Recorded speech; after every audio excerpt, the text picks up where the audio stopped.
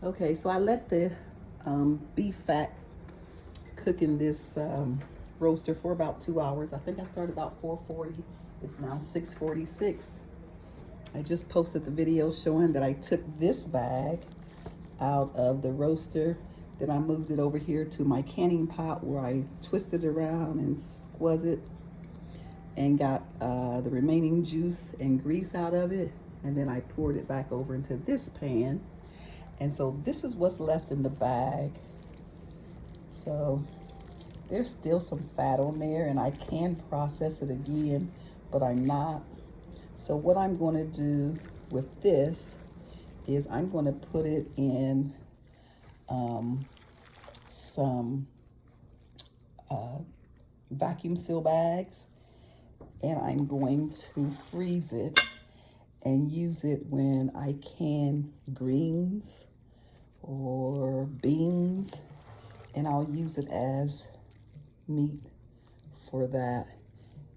And I use a bag. A lot of people don't use the bag because I don't like scooping all of this extra meat and stuff out. Like I said, there's still fat in here, but it's not enough for me to worry about getting every little piece of fat rendered for tallow.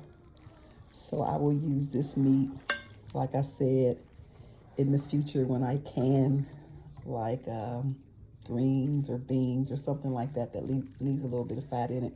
Or I'll use it for cooking if I want to actually just throw on a pot of beans or whatever and use it for seasoning. See, there's still a pretty big piece of fat here. Now my son, he would have cut all of this fat into little teeny pieces because he has a family, and so every little bit helps for him. For me, it's just me, so I don't really feel the need to get every drain of fat from this meat when I render it. As you can see, there's still fat in there, and I don't mind that. So what I'm going to do now is I'm going to wait for this to cool completely down. And what will happen is the water that I had in there, it will stay at the bottom. The grease will, of course, rise to the top and harden and solidify. And once it's hardened, then I will pour the water off, just like I do when I do my beeswax. And then I'll just be left with the fat. But because there'll still be some water drippings on the bottom side of that fat when I pull it out, then I will put the fat back into this roaster and just let it cook. And what will happen, that water will eventually evaporate up out of the grease. And so when it completely evaporates, then I will bottle the tallow up into my sterilized pint-sized jars. It's a process, but it gives me something to do, and I really love it, and I think food tastes so much better when it's cooked in beef tallow.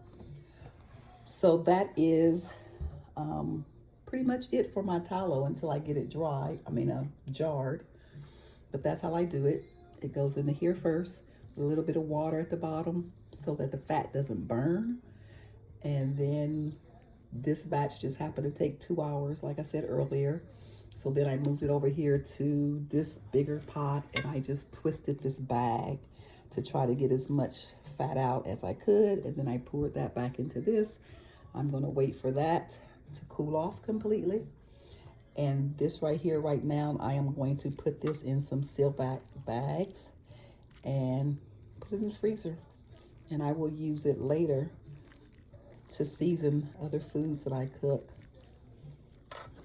All right, guys, that's it for this part of the fat rendering video.